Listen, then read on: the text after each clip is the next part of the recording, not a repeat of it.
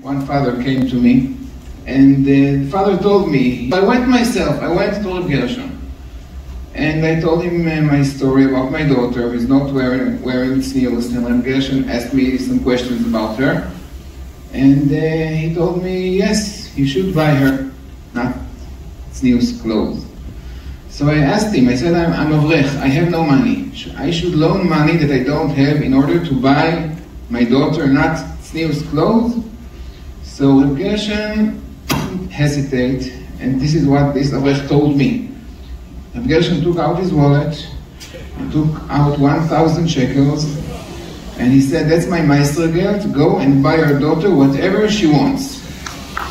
So that avrech asked Reb Gershon again. He said, I don't understand. The Rosh Yeshiva doesn't have anything better to do with his meister girl rather than giving it to me in order to buy not tznius things to my daughter.